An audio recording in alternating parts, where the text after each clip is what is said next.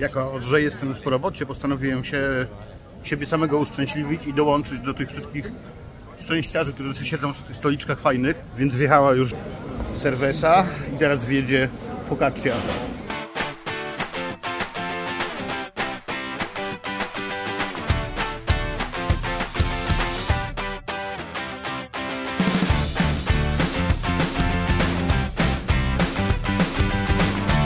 A my witamy Was z Miśkiem z Malagi i zaczynamy kolejny odcinek naszej przygody od spaceru. Przy okazji pokazując, chodź Misiu, opowiemy w jakiej okolicy przyszło nam bytować. Otóż jesteśmy w Maladze. Piękne okoliczności przyrody. Dzisiaj jest wyjątkowo dobra widoczność, więc możemy zobaczyć nawet takie bardziej odległe góry ze śniegiem na szczytach. I to jak daleko się kończy horyzont dzisiaj, bo kończy się, ojeju, tam. Ja myślę, że to jest ze 100 km od nas. Ten cień to jakby końcówka gór. W każdym razie jesteśmy z Misiem bardzo zadowoleni z faktu, że wylądowaliśmy w Maladze. Misiu, co Ty sądzisz o tych okolicznościach? No jest radość. Woda jest na tyle chłodna, że nikt się nie kąpie. Natomiast no widziałem oczywiście jakichś tam pojedynczych survivalowców w piankach. Ale tak normalnie to raczej tutaj wszyscy się grzeją na słońcu. Cieszą błękitnym niebem. No i co? I my za chwilę wyruszymy w stronę miasta, które jest tutaj na horyzoncie. Znaczy, może za dużo powiedziałem, że na horyzoncie. O. To są żurawie i instalacje przeładunkowe portu w Maladze, który jest spory. No i w tej okolicy znajdziemy się za chwilę po nakręceniu długiego, fajnego, mam nadzieję, mastershotu, bo tutaj można całą tą trasę wzdłuż plaż przejechać fajną ścieżką rowerową.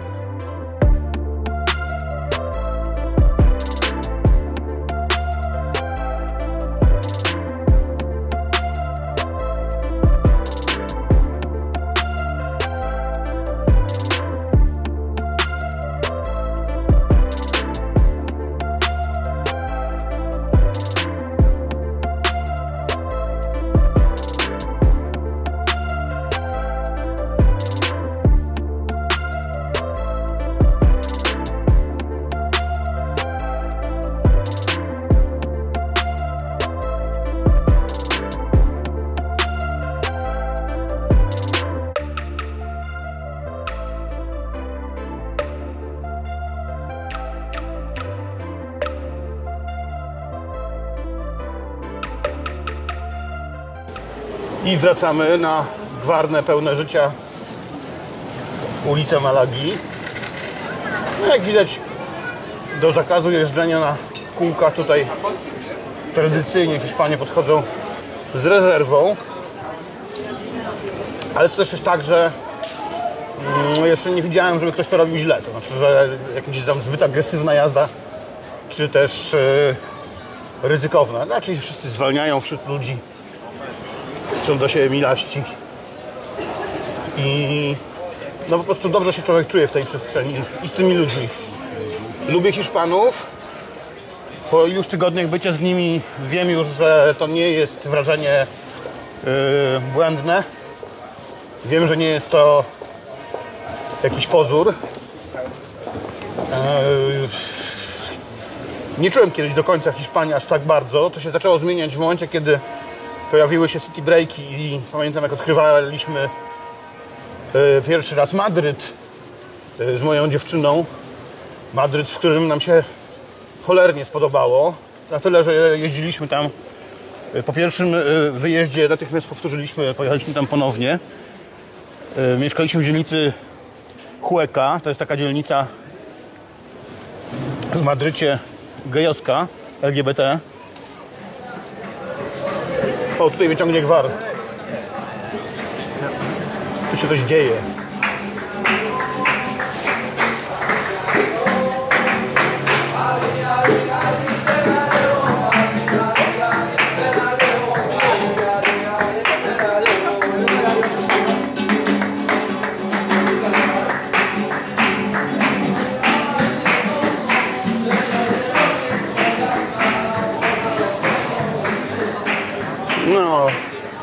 wszystko na temat. Dzięki chłopakom z instrumentami się tutaj sytuacja sama wyjaśnia. Nie wymaga mojego komentarza. Natomiast wiecie, o co chodzi. Te knajpy, nie? To jest to. Ja w ogóle bardzo lubię, jak są wąskie uliczki. To jakby zbliża ludzi. Ale też powoduje, że nie wciskają się tutaj pojazdy, tak jak w Kordobie się wciskały, niesamowicie.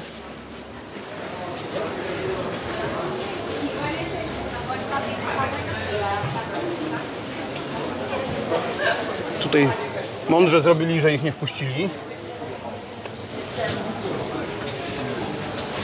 Dzięki temu możemy sobie fajnie tak na nóżkach tutaj dreptać, nogami przebierać. Teraz mapa mówi, że prosto. Pytanie, czy się mamy posłuchać mapy? No tutaj jednak jakiś taksówkarz się wbił, ale to jest jakaś większa ulica, szersza już.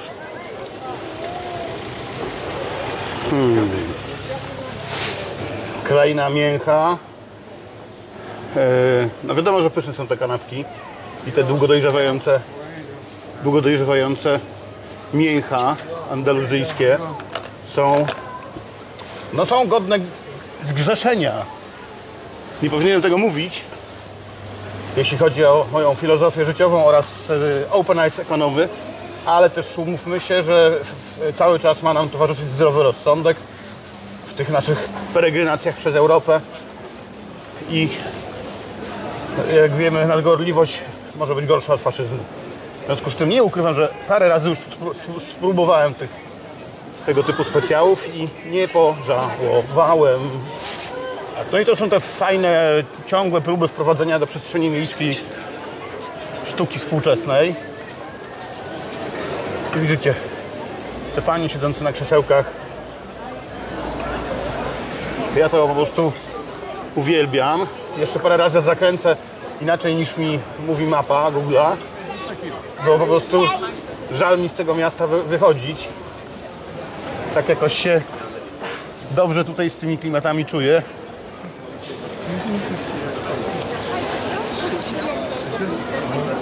Myślę, że ten dzień dzisiaj jest opiniotwórczo właściwy i jest obiektywny dosyć. Znaczy, tak właśnie odebrałem za pierwszym razem Malagę, jak tu byłem na spacerach wstępnych. I taka się później cały czas okazywała, że jest autentycznie, codziennie właśnie taka. Ja to nie tylko akceptuję, ale absolutnie takie klimaty również wielbię. Z tych tradycji ciężko sobie po prostu wyobrazić Andaluzję. Pomijam już w ogóle fakt, że jest po prostu ładne. Że te wnętrze, że widać w tym lata praktyki. O. Kolejny fajny zakamarz, ale pójdziemy tędy.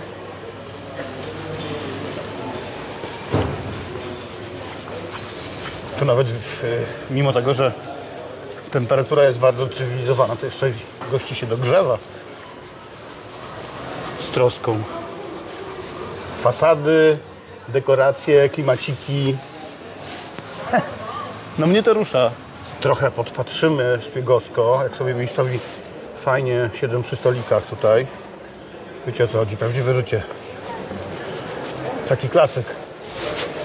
Zawsze od najmłodszych lat mojego życia marzyłem o tym, żeby móc tak funkcjonować. I bardzo się cieszę, że Polska rozwinęła się w tą stronę. Mieszkam w Krakowie na co dzień. No Kraków niczym nie ustępuje oczywiście.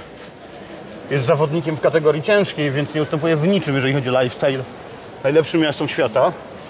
Mając swój własny, inny styl. Natomiast jednak ten śródziemnomorski tutaj z całym tym całorocznym wypasem. Kolejny plac. Kupa ludzi. Fajnie wybrzmiewają te ich rozmowy. Jak pierwszy raz byłem na Majorce, to pierwsze spostrzeżenie ze stolicy Majorki było takie, że inaczej niż w Polsce Wszyscy tu ze sobą rozmawiają i nikt się nie gapi w smartfona, jeżeli jest w gronie innych osób. I w ogóle nieużywalność smartfonów była uderzająca i ona tutaj, jak widać, powszechnie występuje. U nas ludzie, nawet jeżeli siedzą ze sobą, bywa, że się w te telefony gapią, a tutaj jest kultura rozmowy, kultura dialogu radosnego, oczywiście jedzenia, oczywiście wina, też całkiem niezłego piwa, co jest dla mnie zaskakujące, że lokalna serwesa jest bardzo ok. Ciężko mi jest trochę, znaczy bardzo podoba mi się to uczucie, że po raz kolejny już w Andaluzji czuję żal, że będę musiał wyjechać. To jest chyba najlepsza rekomendacja. Tak było z rondą ostatnio, że nie dość, że poczułem takie wzruszenie, że muszę z tej rondy wywalać, a tak bardzo chciałbym w niej zostać. Na szczęście posłuchałem zaufanej osoby, która powiedziała, no to zostań. I zostałem tam dłużej. I jakby dzięki temu mogłem pożegnać się z moim przyjaciołem osłem. I nie czułem, że przegiąłem pałę z tym zbyt szybkim, zbyt pośpiesznym pożegnaniem się z miastem, które pokochałem. Teraz jakby podobne ociąganie się odczuwałem również w Kordobie i no to jest dobra informacja dla wszystkich dzisiejszych, aktualnych oraz przyszłych wielbicieli miasta Malaga, że tu jest podobnie, że tutaj też się dzieją tam magiczne rzeczy, że zaczyna się takie poczucie więzi z tym miejscem. Ja na pewno tutaj będę wracał. Ja dzisiaj, na przykład teraz, kończąc już zdjęcia dzisiejsze, z niezmierną przyjemnością popedałuję tą dobrze wam znaną z filmu już promenadą nadmorską z powrotem do Misia i do Nomada, po to, żeby gdzie ja idę?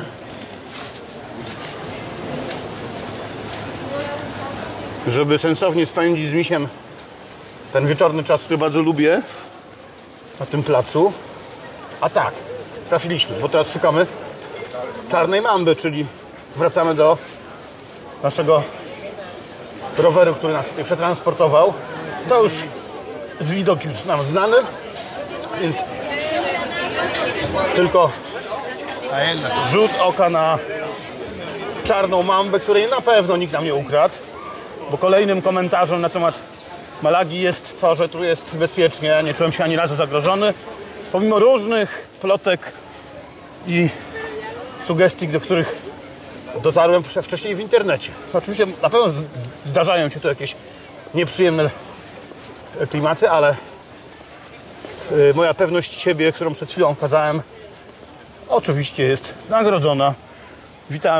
Witamy się z czarną mambą i na tym kończymy dzisiejszą wizytę w Maladze. Rzutem na taśmę nagrywam ostatni materiał dodatkowy do Malagi, ponieważ śmiertelnym wręcz grzechem byłoby nie zaprosić Was do najważniejszego targowiska w Maladze. Przepiękny budynek, który tu widzimy. On jest wyjątkowy, ponieważ zwróćcie uwagę na kunszt detalu tutaj w ogóle. Atmosfera w ogóle fenomenalna, to jest po prostu bardzo witalne miejsce. Natomiast jest śliczny z zewnątrz. Jest śliczny z zewnątrz i jest niesamowity w środku. Ja osobiście nie przypominam sobie, żebym widział fajniejsze targowisko w życiu. Bardzo mi się to podoba. No niby klasyk, niby wszystko jak na targowisku być powinno, ale tutaj jest chyba mocniejsze niż zwykle genius loci, bo ta hala, w której teraz jesteśmy, słuchajcie, stoi na fundamentach pierwotnie istniejącej w tym miejscu stoczni, jeszcze z czasów średniowiecza pochodzącej. I teraz, no oczywiście jest tumult, jest mnóstwo ludzi, mnóstwo towarów, miejscami fantastycznie wypiętrzonych. Patrzcie, to się po prostu pożera wzrokiem te klimaty. Jest to duże. Jest piękny witraż, który chyba nawiązuje do tej historii stoczniowej. Jest chyba ta brama marmurowa jakimś reliktem z poprzedniej epoki, bo targowisko zostało zbudowane w XIX wieku. W sensie tego dachu, który widzimy, i ścian. Natomiast to jest chyba starsze, główne wejście. Zerknijmy, jak to wygląda z zewnątrz. Nazywa się Mercado de Caranzanas. Jeżeli to dobrze oczywiście wymawiam. Świetny budynek. Czynny z tego, co widzę, do godziny 15, więc jeżeli się wybieracie, żeby zrobić zakupy albo żeby złapać klimat, choćby, bo tutaj sam spacer jest czystą przyjemnością. Wydaje mi się jednak, że oczywiście fajnie jest też sobie tutaj wydać jakieś pieniądze, kupić przekąchę. No w przeciwieństwie do tej hali w Lizbonie, tu nie ma tak rozwiniętej funkcji gastronomicznej. Widzę, że to jest głównie strefa handlowa, ale knajpy oczywiście też są. Knajpy są oczywiście też i dużo ludzi przychodzi tu w celach właśnie stricte towarzyskich. Duży ruch jest w knajpach na zewnątrz.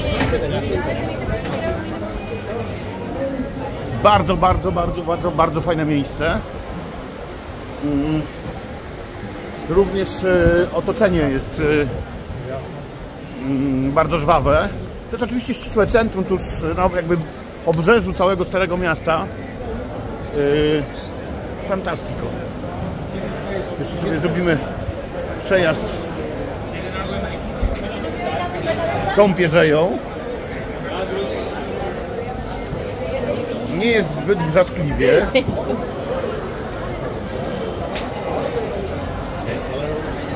Super. Oczywiście to kluczowa jest pora dnia, ponieważ jeżeli przyjdziecie tutaj po południu, zobaczycie martwą ciszę i pustkę. Natomiast w tym momencie jest to tak chyba w godzinach szczytu, aż się trudno przebić. Kocham takie klimaty. Jednocześnie nie jest zbyt tłoczno. Ludzie na siebie nie włażą. I ta ilość bodźców, kolorów, jak to pachnie w ogóle. Dzień dobry. Dzień dobry. No i jak widzimy, akcenty polskie. Wszechobecne. Bo mamy sporo połączeń Ryanaira w tej chwili z naszego kraju i Polaków naprawdę jest mnóstwo. Także zachowujemy się porządnie, nie przeklinamy, bo jesteśmy bez przerwy na cenzurowanym. Wspaniałe targowisko. Zakamark knajpowy. Dzisiaj siedzą przy stolikach. No to się nazywa lifestyle, to jest Malaga. Miasto, które... czas na mikropodsumowanie spod hali targowej. Bo już podsumowań trochę było, ale mogę z dystansu, bo jestem w Maladze drugi raz i ten dystans się złapał. No więc podsumowanie z uzyskanej perspektywy jest takie, że Malaga naprawdę jest miastem wszystko mającym, że jest o wiele fajniejsza niż się spodziewałem, że Malaga jest strasznie słów, niesamowicie w sam raz. Jest też miastem, które na tyle ciekawa ciekawostka, ciekawe spostrzeżenie. Otóż Malaga, wszędzie Polacy, Malaga, wszystkie atrakcje jakie ma, one są fajne. Centrum Pompidou, dwa zamki, Alcazaba i ten górny, Stare Miasto, katedra, to wszystko jest super, ale nie jest największe, nie jest W związku z tym ten główny kierunek, tłum turystów napiera na Sewillę, na Madryt, na Barcelonę, a wydaje mi się, że Malaga, która w latach 70., 90. jeszcze była w dużym stopniu brzydkim miastem, bardzo przemysłowym, gdzie wzdłuż tych plaż pięknych, które jeszcze raz za chwilę sfilmujemy do takiego długiego ujęcia mastershota, że w miejscu dawnych fabryk teraz wyrosły osiedla mieszkaniowe z tą tak zwaną pierwszą linią skierowane stronę morza. I Malaga teraz jest odkrywana jako miejsce do życia. Miejsce, które niekoniecznie jest jakimś tam szokującym totalnie pierwszego wyboru miastem dla turystów typu city breakowego. Co powoduje, że jest tutaj dużo mieszkańców i co powoduje, że jest to taka specyficzna, bardzo zachęcająca do bycia atmosfera pewnej równowagi. To nie jest niepopularne miejsce, absolutnie. Tutaj ląduje samolot jeden za drugim i jest mnóstwo turystów. Natomiast to jest w dużym stopniu, i to jest też taka obserwacja moja po iluś dniach tutaj spędzonych, że to jest w olbrzymim stopniu miasto ekspatów, którzy tu się przenieśli na stałe lub mieszkają tu po kilka miesięcy w roku, w zimie na przykład. I to zjawisko wydaje mi się, że tutaj ma jest rozwinięte na znacznie większą skalę niż widywałem to dotąd w innych miejscach. Czas na numer 1 w moim osobistym rankingu atrakcji Malagi. Tej atrakcji nie znajdziecie w żadnym innym zestawieniu, tylko tutaj. Ponieważ atrakcją tą jest nie jakaś konkretna instytucja, konkretne miejsce, tylko większa całość. I tą większą całością jest nadmorska promenada, która się ciągnie przez całe wybrzeże Malagi od lotniska mniej więcej w stronę centrum. Ja tutaj zrobię takie kółeczko aż do portu, który tam widzimy. Port przerywa tą promenadę. Dalej w lewo się skręca do centrum. Natomiast z tego miejsca, w którym teraz się znajdujemy, tu jeszcze podjadę, pokażę wam jedną ciekawostkę bardzo ważną i dam tipa, ponieważ tu wzdłuż całego wybrzeża są knajpy wyspecjalizowane w owocach morza, w których są takie grille, się pali drewno elegancko i w tych knajpach miejscowi, ale tutaj pojęcie miejscowe jest względne, bo tutaj mieszkają, tak jak mówiłem wcześniej, mnóstwo ekspatów, obcokrajowców, ale zwyczaj lokalny hiszpański jest taki, że w tego typu knajpach je się świeżutkie, świeżo zwołowione owoce morza.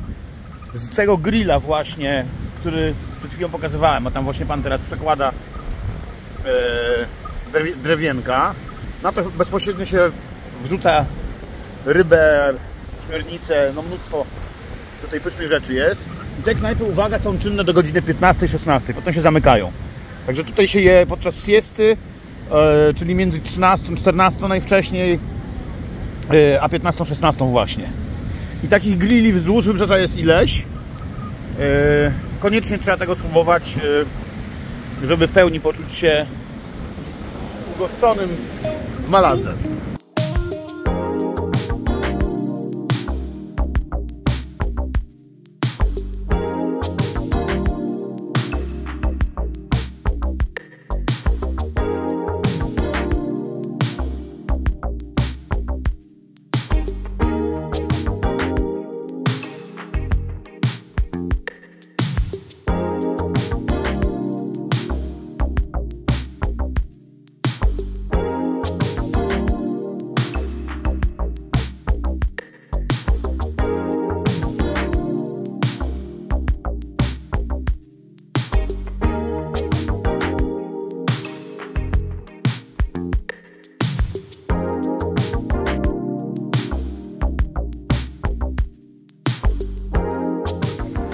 Się kończy promenada, a wyrastają kolejne apartamenty dla bogatych ludzi.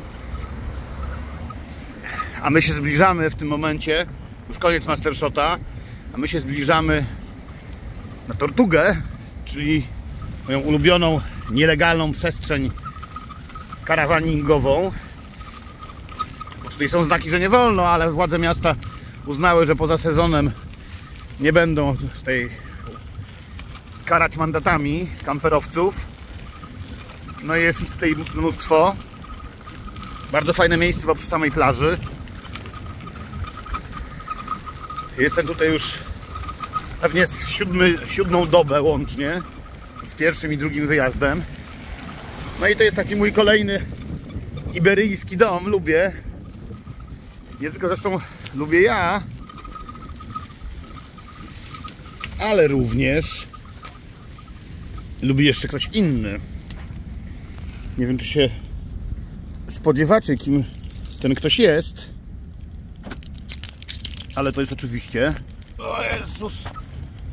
Ale to jest... Oczywiście... Pan Miś! Pan Miś! Panie Misiu, dzień dobry!